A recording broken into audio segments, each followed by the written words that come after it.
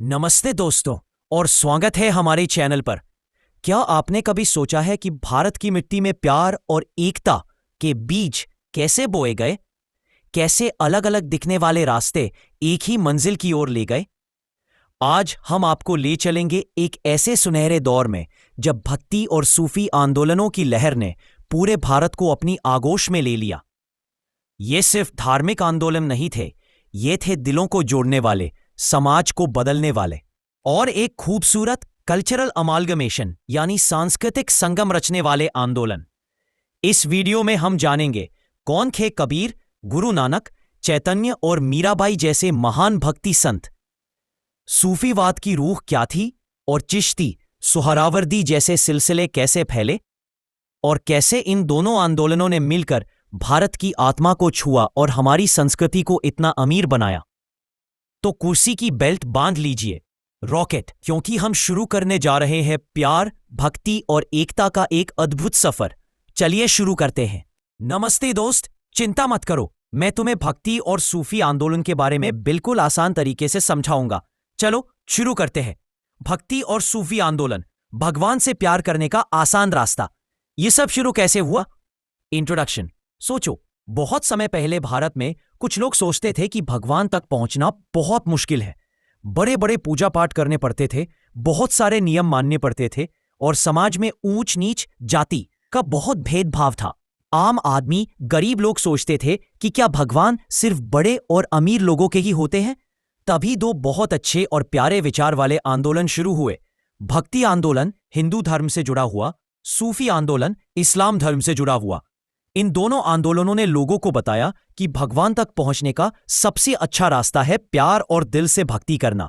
तुम्हें कोई मुश्किल काम करने की जरूरत नहीं, बस सच्चे दिन से भगवान को याद करो, इनसे प्यार करो। इन आंदोलनों ने कहा कि भगवान की नजर में सब बराबर है, कोई ऊंचा नीचा नहीं। इससे आम लोगों को बहुत हिम्मत मिली और शांति मिली। भक्ति आंदोलन, अपने भगवान से दिल का कनेक्शन। भक्ति मूवमेंट कहाँ से शुरू हुआ?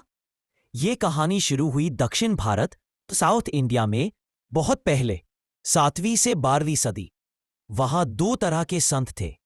नयानार, जो भगवान शिव से बहुत प्यार करते थे, अलवर, जो भगवान विष्णु से बहुत प्यार करते थे। ये संत अपनी भाषा तमिल में प्यारे प्यारे भजन गाते थे और कहते थे कि भगवान से सच्चा प्यार ही मोक्ष यानी हमेशा के लिए खुशी पाने का रास्ता है। धीरे धीरे ये प्यार वाला संदेश पूरे भारत में, खासकर उत्तर भारत, नॉर्थ इंडिया में फैल गया। 13वीं से 17वीं सदी। इसकी खास बातें क्या थीं? की फीचर्स।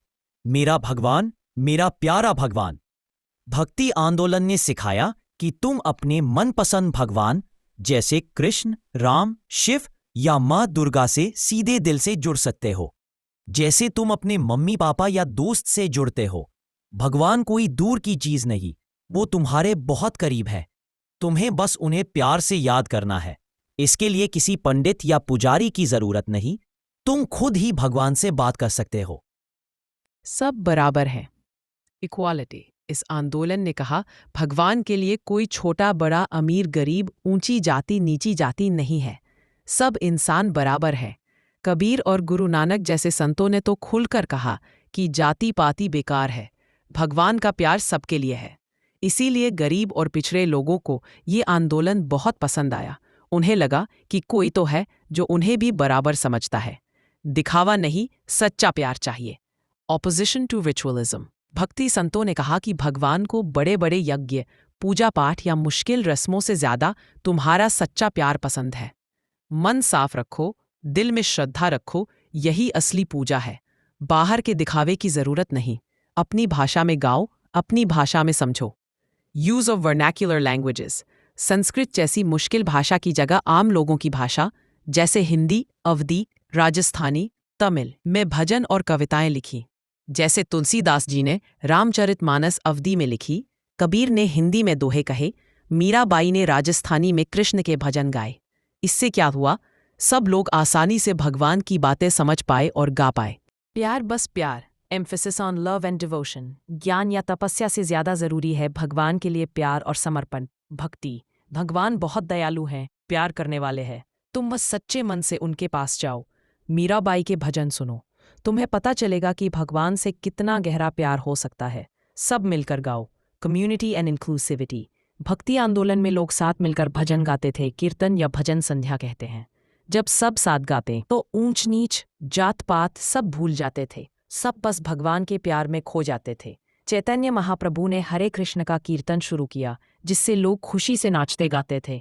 भक्ति आंदोलन का असर, इसने लोगों को सिखाया कि भगवान से प्यार करना आसान है, सब बराबर हैं और हमें मिलजुल कर रहना चाहिए। इसने भारत की संस्कृति को और भी सुंदर बना दिया। सूफी आंदोलन, अल्लाह भगवान से प्यार का रास्ता इस्लाम में। सूफी मूवमेंट, जैसा कि परिचय में बताया गया, ये इस्लाम धर्म के अंदर का एक बहुत ही प्यारा और शांति वाला रास्ता था। सूफी संत कहते थे, अल्लाह से गहरा प्यार करो।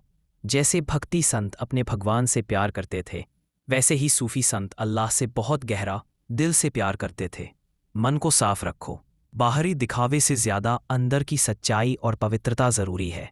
सबसे प्यार करो। सूफी संत मानते थे कि सारी दुनिया एक परिवार है। हमें सबसे प्यार और भाईचारे से रहना चाहिए, चाहे कोई किसी भी धर्म का हो। संगीत और कविता। सूफी लोग अक्सर संगीत जैसे कव्वाली और शायरी के जरिए अल्लाह के लिए अपना प्यार जताते थे। मशहूर सूफी संत ख्वाजा मोइनुद्दीन चिश्ती अजमेर वाले, निज़ामुद्दीन औलिया दिल्ली वाले, बाबा फरीद जैसे संतों ने प्यार और शांति का संदेश फैलाया। सूफी आंदोलन का असर, इसने भी लोगों को प्यार, शांति और बराबरी का रास्ता दिखाया।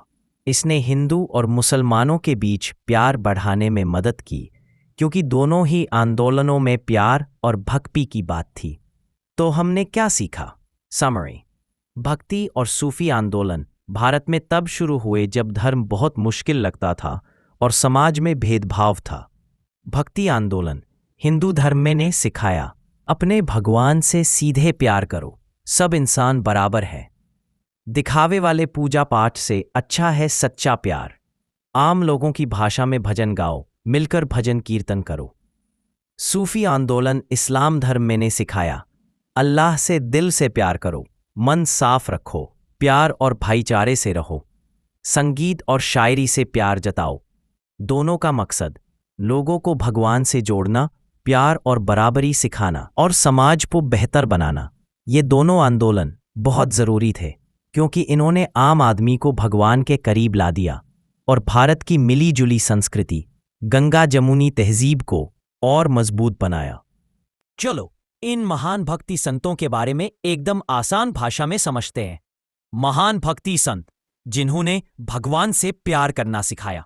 ये वो प्यारे और समझदार लोग थे जिन्होंने बताया कि भगवान से प्यार करना कितना आसान है और हमें कैसे अच्छा इंसान बनना चाहिए। एक, कबीर कौन थे? सोचो, बनारस में एक जुलाहे कपड़ा बुनने वाले थे। वो बहुत अच्छे कवि भी थे। क्या सिखाया? भगवान एक है। कबीर जी कहते थे कि भगवान का कोई एक रूप, मूर्ति नहीं होता, वो तो हर जगह है, दिल में है। तुम उन्हें अल्लाह कहो या राम, बात एक ही है, दिखावा मत करो। वो कहते थे कि मंदिर मस्जिद जाने, मूर्ति पूजा करने या रोजे रखने से ज्यादा जरूरी है दिल साफ रखना और सबसे प्यार करना। उन्होंने हिंदू और मुसलमान दोनों के फालतू रीति रिवाजों को मना किया, सब बराबर है। उन्होंने कहा कि कोई ऊंची या नीची जाति नहीं होती, सब इंसान बराबर है। खुद को देखो। उनका एक फेमस दोहा है, बुरा जो देखन में चला, बुरा न मिलिया कोई, जो दिल खोजा आपना, मुझसा बुरा न कोई। इसका मतलब है कि दूसरों में बुराई ढूंढने से पहले हमें अपने अंदर देखना चाहिए। क्यों खास है? उन्होंने बहुत ही सरल भाषा में गहरी बातें कहीं, जो आज भी हमें रास्ता दिखाती हैं। उनकी कविताएं दोहे बहुत मशहूर हैं और सिखों की पवित्र किताब गुरु ग्रंथ साहिब में भी शामिल है। वो हिंदू मुस्लिम एकता की मिसाल थे। 2. गुरु नानक कौन थे? ये सिख धर्म, सिखिज्म के पहले गुरु थे जिन्होंने सिख धर्म की शुरुआत की। वो पंजाब के पास रहते थे। क्या सिखाया? एक ओंकार, भगवान एक है। उन्होंने सिखाया कि भगवान सिर्फ एक है, सब बराबर हैं। उन्होंने कहा कि जाति पाति बेकार है, भगवान की नज़र में सब एक जैसे हैं। मेहनत करो, बांटो और सेवा करो। उन्होंने 3 बातें सिखाई। किरत करनी, ईमानदारी से मेहनत करके कमाओ। वन छकना, जो कमाया है उसे दूसरों के साथ बांटकर खाओ। नाम जपना सेवा, भगवान का नाम लो और जरूरतमंदों की मदद सेवा करो। अंधविश्वास और फालतू रस्मों को मना किया। मूर्ति पूजा और बेकार के रीति रिवाजों के खिलाफ थे। क्यों खास है? उन्होंने एक नया धर्म शुरू किया जो बराबरी, सेवा और एक भगवान पर जोर देता है। उनकी शिक्षाएं सिखों की पवित्र किताब गुरु ग्रंथ साहिब में है। उन्होंने लोगों को शांति और प्यार से रहना सिखाया। 3. चैतन्य देव कौन थे? ये बंगाल के एक बहुत जोशीले संत थे। उनके भक्त उन्हें भगवान कृष्ण का ही रूप मानते थे। क्या सिखाया? कृष्ण से प्यार करो। उन्होंने सिखाया कि भगवान कृष्ण और राधा से खूब प्यार करो, एकदम दीवानों की तरह। गाओ और नाचो। भगवान के लिए प्यार जताने का सबसे अच्छा तरीका है संकीर्तन, यानी सब लोग मिलकर भगवान का नाम गाएं और खुशी से नाचें, जैसे हरे कृष्णा गाना। प्यार सबसे जरूरी, किताबी ज्ञान या पूजा पाठ से ज्यादा जरूरी है दिल में भगवान के लिए सच्चा प्यार होना। क्यों खास है? उन्होंने भक्ति को बहुत जोश और मस्ती वाला बना दिया। उनके गाने और नाचने वाले तरीके ने बहुत से लोगों को जोड़ा, चाहे वो किसी भी जाति के हो। आज भी जो हरे कृष्ण इस्कॉन वाले लोग हैं, वो उन्हीं की सिखाई बातों पर चलते हैं। 4. मीराबाई कौन थीं? ये राजस्थान की एक राजकुमारी रानी थी, लेकिन उन्हें राजपाट से ज्यादा भगवान कृष्ण से प्यार था। क्या सिखाया? कृष्ण ही सब कुछ। वो कृष्ण को अपना सब कुछ मानती थी, अपना दोस्त, अपना पति, अपना भगवान। प्यार भरे भजन। उन्होंने कृष्ण के लिए बहुत प्यारे प्यारे भजन गाने लिखे, जिनमें वो बताती थीं कि वो कृष्ण से कितना प्यार करती है और उनसे मिलने के लिए कितना तड़पती है। दिल का रिश्ता। उन्होंने दिखाया कि भगवान से तुम्हारा रिश्ता एकदम पर्सनल, दिल का हो सकता है। इसके लिए किसी जाति या लड़की होने से फर्क नहीं पड़ता। हिम्मत। उनके परिवार वालों ने उन्हें बहुत रोका, दुख दिया, पर उन्होंने कृष्ण भक्ति नहीं छोड़ी। क्यों खास है? वो भगवान के लिए अटूट प्यार और हिम्मत की मिसाल है। एक राजकुमारी होकर भी उन्होंने सब कुछ छोड़ दिया। उनके लिखे भजन आज भी पूरे भारत में गाए जाते हैं और लोगों के दिलों को छूते हैं। छोटी सी बात, ये सभी संत अलग अलग जगह से थे, अलग अलग तरीके से भगवान को मानते थे, लेकिन सबने एक ही बात सिखाई, भगवान को सच्चे दिल से प्यार करो, सब इंसानों को बराबर समझो और अच्छा जीवन जियो। इन्होंने धर्म को आम आदमी के लिए आसान और प्यारा बना दिया।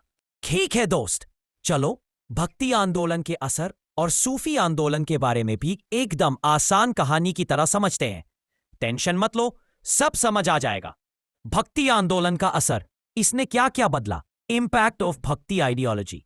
भक्ति आंदोलन ने सिर्फ भगवान के बारे में ही नहीं बताया, बल्कि लोगों की जिंदगी और समाज में भी बहुत अच्छे बदलाव लाए। चलो देखते हैं कैसे। समाज सुधरा, सोशल रिफॉर्म्स, सब बराबर, कोई ऊंच नीच नहीं।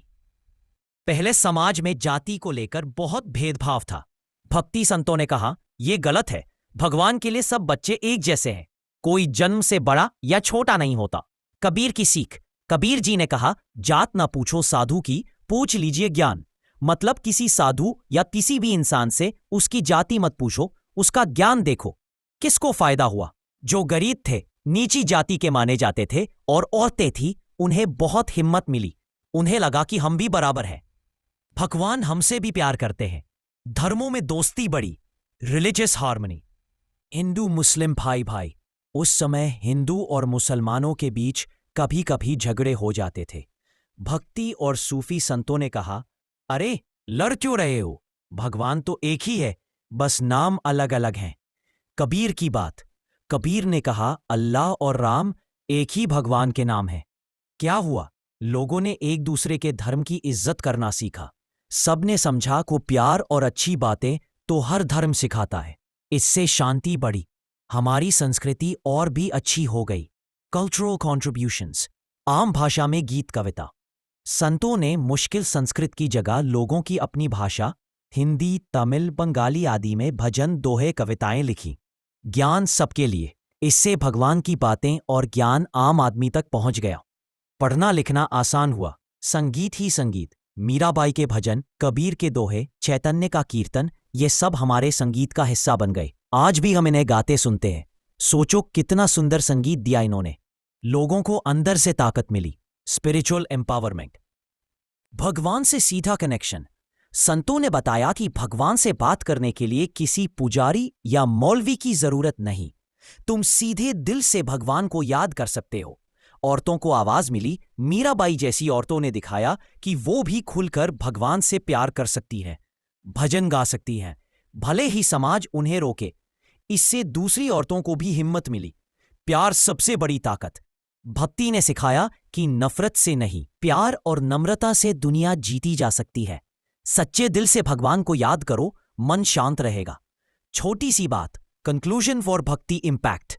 भक्ति आंदोलन ने जाति पाति को कम किया, धर्मों में दोस्ती बढ़ाई, हमारी भाषा और संगीत को सुंदर बनाया और आम आदमी को भगवान से सीधे जुड़ने की ताकत दी। इसने भारत को और अच्छा और प्यारा देश बनाया। सूफी आंदोलन, अल्लाह से प्यार का शांति भरा रास्ता। सूफी मूवमेंट, ये इस्लाम धर्म के अंदर का एक बहुत प्यारा और शांति वाला रास्ता था, जैसे भक्ति आंदोलन हिंदू धर्म में था। ये शुरू कैसे हुआ? सोचो, जब कुछ लोग इस्लाम में दुनिया की चीजें, पैसा, ताकत के पीछे भागने लगे, तो कुछ नेक लोगों ने कहा, नहीं, असली खुशी तो अल्लाह भगवान के करीब जाने में है। ये लोग सूफी कहलाए। ये अरब देशों में शुरू हुआ और धीरे धीरे व्यापारियों और संतों के साथ भारत आ गया। भारत में उन्हें बहुत प्यार मिला क्योंकि यहां पहले से ही ध्यान और भक्ति की बातें थी। इसकी खास बातें क्या थीं? की फीचर्स, अल्लाह से गहरा प्यार, लव एंड डिवोशन। जैसे भक्ति संत भगवान से प्यार करते थे, वैसे ही सूफी संत अल्लाह से बहुत गहरा दिल वाला प्यार करते थे। वो कहते थे कि दुनिया की चीजों का मोह छोड़ो और अल्लाह के प्यार में खो जाओ। बड़े बड़े सूफी कवियों जैसे रूमी ने इस प्यार पर बहुत सुंदर कविताएं लिखी।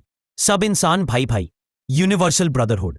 सूफी मानते थे कि अल्लाह ने सबको बनाया है, इसलिए सब बराबर है।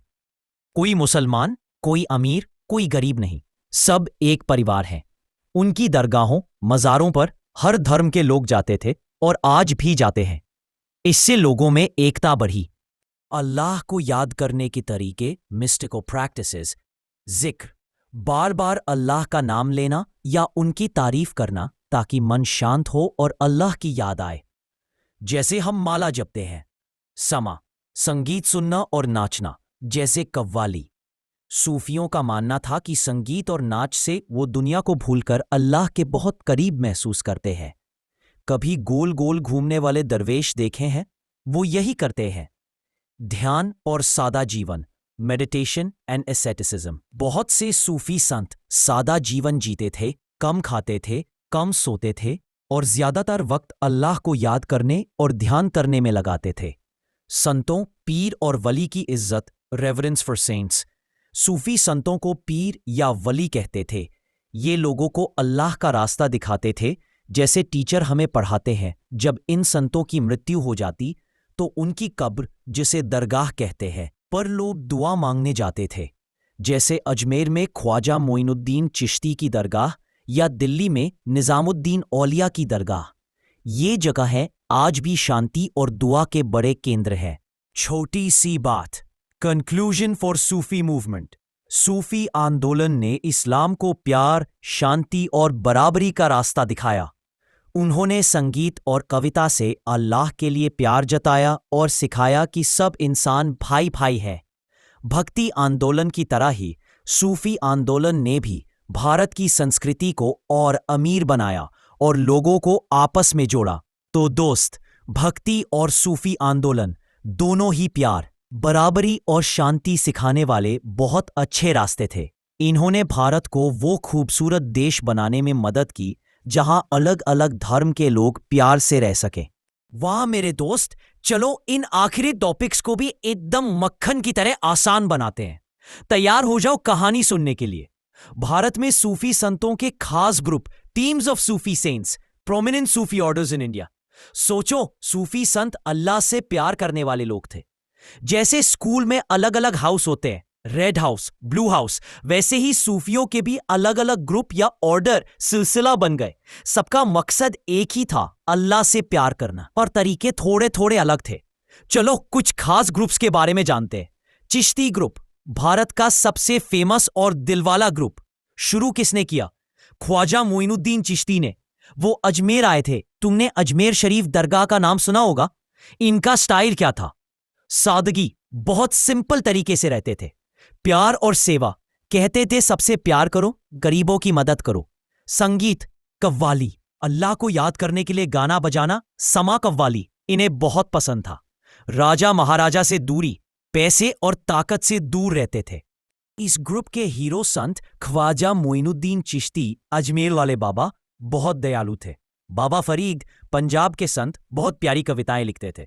निजामुद्दीन औलिया दिल्ली वाले संत कहते थे अल्लाह से प्यार करो और इंसानों की सेवा करो। हिंदू मुसलमान सब इनसे प्यार करते थे। अमीर खुसरो, ये निजामुद्दीन औलिया के प्यारे चेले थे। कमाल के कवि और म्यूजिशियन, उन्हें भारत का तोता कहते हैं।